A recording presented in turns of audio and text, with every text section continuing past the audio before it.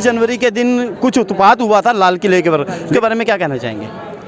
मैं पहले तो जितने भी मेरे किसान नेता हैं और पूरे देश में मैं जिला पंचकुला की तरफ से सबका बहुत बहुत धन्यवाद करती हूँ और अभिनंदन बधाई देती हूँ। जिस तरह का आपने सवाल किया 26 जनवरी को लेके, 26 जनवरी में सरकार ये कहती है कि इसका जिम्मेदार कौन है, जिम्मेदार कौन है। हम सीधे शब्दों में ये कहना चाहते हैं जो भी हिंसा हुई उसकी जिम्मेदार सरकार है कि 3 महीना लगभग हो गए हैं किसान भाइयों का आंदोलन चलते हुए। जिस तरीका 3 कानूनों को पेश किया था सरकार ने, तो हमारे किसान भाइयों ने जिला स्तर पे भी धरना प्रदर्शन किया था, मांग पत्र दिया था, उनको जगाया था कि भाई 3 कानून ये हमारे हित में नहीं है, इनको आप रद्द कर लो। तो सरकार ने, नरेंद्र मोदी माननीय प्रधान, देश के प्रधानमंत्री जी ने, इन्होंने बिल्कुल भी उस बात पे नहीं आए और काले कानून वापिस नहीं करे। तो जिस तरीका आज आप सभी पूरा हिंदुस्तान वासी, भारत का हर एक नागरिक ये देख रहा है कि हमारे किसान भाइयों को वहाँ पे सिंगू के बॉर्डर पे जिस तरीका तरकसी लगा दी गई है, तारों से बंद कर दिया गया है, इस तरीका ये नरेंद्र मोदी क्या साबित करना चाहता है। लेकिन हम ये कहना चाहते हैं, चाहे तू जितनी मर्जी तरकसी लगा दे, जितना मर्जी लंबे बॉर्डर लगा दे, हम अपनी मांगों को लेके तेरे सारे षड्यंत्र फेल करते जाएंगे। जिस तरीका सरकार, उधर गृह मंत्री कहते हैं अमित शाह कि 3 कानून वापिस नहीं करेंगे। भाई क्यों नहीं करेगा, क्यों नहीं करेगा? हम बूझना चाहते हैं, पूरे देश की जनता बूझना चाहती है। और इस तरीका नरेंद्र मोदी जो घबराया हुआ है और घबरा गया है, हमारी पूरे देश की एकता देखते हुए, हमारे किसान भाइयों की एकता देखते हुए, हिंदू मुस्लिम सिख और ईसाई सारे हैं भाई भाई। अपने अधिकार के लिए हम एक आवाज होके निकलेंगे और 3 कानून जब तक रद्द नहीं होंगे तब तक हम घर के रास्ता नहीं देखेंगे और ना ही कोई बॉर्डर खाली करे, ना ही टोल प्लाजा खाली करे। और भी आगे संघर्ष ये रहेगा, हमारा प्रयास रहेगा। गांव में भी घुस के जितने भी महिलाएं हैं, बच्चे हैं, सबसे विनती कर करके हाथ जोड़ जोड़ के लेके आएंगे। किसान भाइयों के समर्थन में एक लाम बंद होके हम आगे चलेंगे। और चक्का जाम के बारे में क्या कहना चाहेंगे? हम चक्का जाम तो यही कहते हैं जी, हमारा जो इसने 3 मुद्दे का मोड़ देगा, असी चक्का जाम खोल देंगे। नहीं, हम तो चक्का जाम रोजे लगाएंगे। तो हम तो ये कहेंगे भी आज हम हाथ बन के बेनती कर रहे हैं, तो हमारा 2 घंटे का चक्का जाम तो बंद कर रहे हैं। तो इसके लिए ठीक है, हमने कोई हमारा बंदा कोई गाड़ी नहीं निकालेगा, कोई किसी को मारेगा नहीं। जो पुलिस वाले ने करना हमने उनको भी बर्दाश्त करना है। जो 26 जनवरी के दिन हुआ जी, वो हमारे बंदे जो किसाना के बंदे हैं उन्हें नहीं करते हैं, जो मोदी के बंदे हैं मोदी के बंदे कर रहे हैं। उसके बीच में हमारे लड़के का सिर पटा हुआ है, उसके बीच भी में एक उसके घर नहीं है, उसका माँ नहीं, उसका बाप नहीं है, उसका कोई भी नहीं है। वो बच्चा फिर भी कायम खड़ा है इस टाइम में। तो ये हमारे बंदे ने नहीं कराया है। जो किसान के बंदा होता तो समझ जाता है अब तक, तो किसान का बंदा नहीं है। तो इसको क्या पता है जी भी एक किसान की जूनियर को बिगाड़ना है, जो उसी के बंदे बिगाड़ेंगे, हमारा बंदा नहीं बिगाड़ेगा।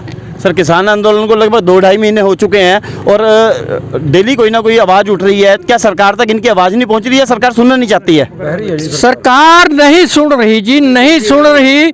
जो पहचान पत्र हैं वो भी सरकार के दे रहे हैं, तो किसाना का कुछ भी नहीं दे रहे। तो किसाना के बारे में तो हमारे 200 बंदा गुजर गया, तो उनके बारे में दस रहे। हमारे जो 150 बंदा गायब होया उनके बारे में दस रहे। सर, आप क्या कहना चाहेंगे किसान आंदोलन के बारे में, जो कि इतने टाइम से लगातार चलता आ रहा है? देखो, पहला तो मोदी सरकार ने साडे किसानां नाल खिलवाड़ कीती है जी। इन्हां ने साडा देश दुआरे बेचण दे राह पर तय कर दिता। ਜਦੋਂ ਹੁਣ ਸਾਨੂੰ किसान है, एक जे किसान देखिए खेती के लैवल ਤੇ जाके देखिए ग्राउंड लैवल ਤੇ खेती करनी बहुत औखी है। साडी युवा पीढ़ी खेती नहीं करती, ਜਿਹੜੇ पुराने बजुर्ग कर रहे हैं, संघर्ष के विच भी बैठे है। ਜਿਹੜੇ साडा 120 बंदा शहीद होया है, ਉਹਨੂੰ मोदी ਨੂੰ ਅੱਖਾਂ नहीं खुलियां ਉਹਦੇ ਹੁਣ तक। ਉਹ ਕਾਹਤੇ बैठे है? अपने हक वास्ते बैठे है। साडा हक असीं लेके रहना है। असीं कल्ले नहीं, पूरा वर्ल्ड साडे नाल है इस टाइम। पर मोदी टस ते मस नहीं हो रहा। पर हुण इहदे गोडियां लवा के छड्डणीਆਂ। 26 जनवरी देखो किड्डी उन्होंने घलाउणी हरकत की। उन्होंने अपने बंदे बुला के उत्थे हल्ला बुलवाता। ਤੇ आपका कहने का मतलब केंद्र सरकार का पूरा हाथ है 26 जनवरी को जो गलत हुआ है। ਦੇਖੋ ਉਹਦੇ ਵਿੱਚ ਦੇਖੋ ਸਾਨੂੰ ਜਿਹੜੇ ਰੂਟ ਦੇਵਤੇ ਸਾਡੇ ਪ੍ਰਧਾਨਾਂ ਨੇ ਜੀ। ਅਸੀਂ ਉਹਨਾਂ ਰੂਟਾਂ ਦੇ ਉੱਪਰ ਜਾ ਰਹੇ ਸੀ ਜੀ। ਠੀਕ ਹੈ। ਅੱਗੋਂ ਜਾ ਕੇ ਉਹਨਾਂ ਨੇ ਪਲਾਨ ਕਰਿਆ, ਅੱਗੇ ਸਾਡੇ ਰੂਟ ਚੇਂਜ ਕਰਤੇ।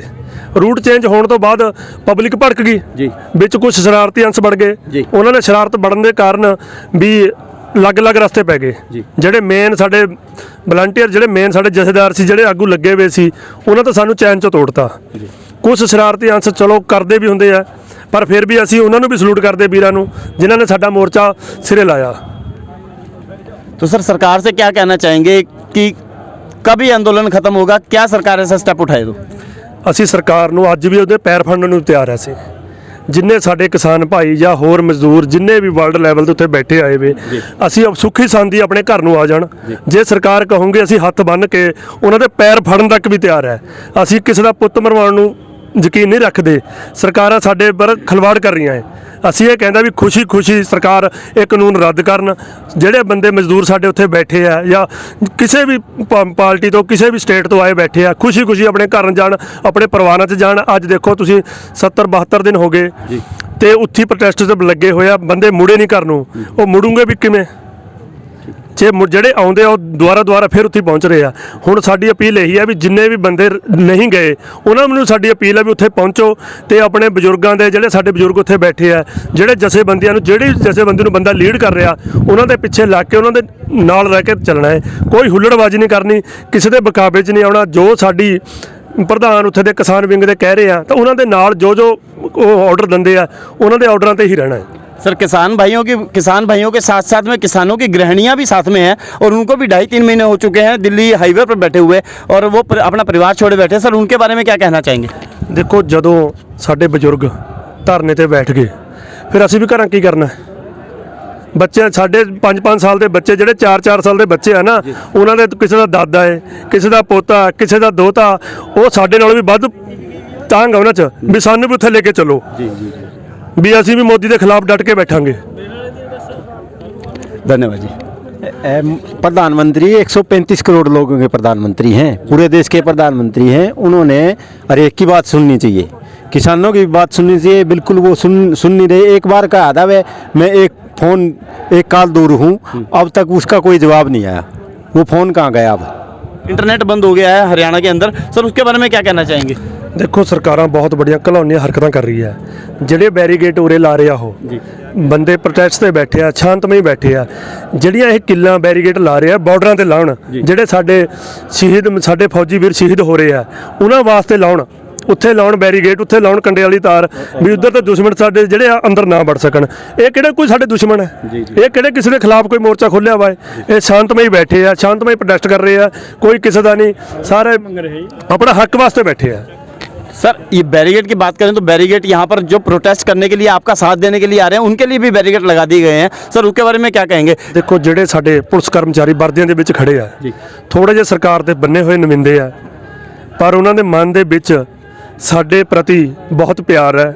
ਉਹ ਕਹਿੰਦੇ ਵੀ ਸ਼ਾਂਤਮਈ, ਫਿਰ ਵੀ ਉਹ ਸਾਨੂੰ ਰਸਤਾ ਦੇ ਦਿੰਦੇ ਆ। ਚਾਹੋ ਸਰਕਾਰ ਦੇ ਗੁਲਾਮ ਹੈ ਪਰ ਉਹ ਸਾਡੀ ਸੁਰੱਖਿਆ ਵਾਸਤੇ ਫਿਰ ਵੀ ਤਿਆਰ ਖੜੇ ਆ। ਹੁਣ ਸਾਡੀ ਫੋਰਸ ਖੜੀ ਆ ਉਰੇ, ਇਹਨਾਂ ਫੋਰਸ ਨੇ ਕੋਈ, ਅਸੀਂ ਇਹਨੂੰ ਕਿਹਾ ਵੀ ਕੋਈ ਬਿਮਾਰ ਹੈ, ਕੋਈ ਠਮਾਰ ਹੈ, ਉਹਨੂੰ ਜਾਣ ਦਿੱਤਾ ਜਾਵੇ। ਸਭ ਤੋਂ ਬੜਾ ਜੇ ਕੋਈ ਪ੍ਰੋਟੈਸਟ ਹੈ, ਜੇ ਕੋਈ ਬਿਮਾਰ ਹੈ, ਸਾਨੂੰ ਵੀ ਉਹਦੇ ਨਾਲੋਂ ਵੱਧ ਗਮੀ ਹੈ। ਹਾਂਜੀ, ਵੀ ਜੇ ਅਸੀਂ ਕਿਸੇ ਦੇ ਦੁਖੀ ਦਰਦ ਵਿੱਚ ਨਾ ਖੜੀਏ ਤਾਂ ਅਸੀਂ ਇਨਸਾਨੀਅਤ ਨਹੀਂ ਆਉਂਦੇ ਹੈਗੇ। ਇਹ ਸ਼ਾਂਤਮਈ ਧਰਨਾ ਹੈ ਜੀ। ਇਹ ਤਾਂ ਕਿੱਲਾਂ ਕੁੱਲਾਂ ਵਾਲੇ ਤਾਂ ਬਹੁਤ ਦੂਰ ਦੀਆਂ ਗੱਲਾਂ ਜੀ। ਕਿੱਲਾਂ ਕਿਆ ਸਮਝਦੇ ਆ? ਜਿਹੜੇ ਬੰਦੇ ਕਣਕਾਂ ਨੂੰ ਪਾਣੀ ਲਾਉਂਦੇ ਦਿਨ ਰਾਤ, ਪੈਂਟਾਂ ਦੇ ਆਪਣੇ ਪਜਾਮਿਆਂ ਦੇ ਮੂਹਰੇ ਮੋੜ ਕੇ, ਉਹ ਕਿੱਲਾਂ ਨੂੰ ਕਿਆ ਸਮਝਦੇ ਆ?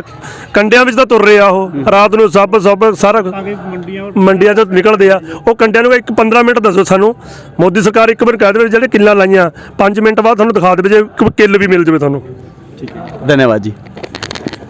जैसा कि आप देख सकते हैं यहाँ पर किसान भाइयों ने जो धरना प्रदर्शन किया हुआ है, जो चक्का जाम किया हुआ है, बड़ा ही शांतिपूर्वक चल रहा है। कैमरामैन मिथुन लोंगिया के साथ मैं आनंद गोयल, इंडिया न्यूज़ 24/7 लाइव से। धन्यवाद।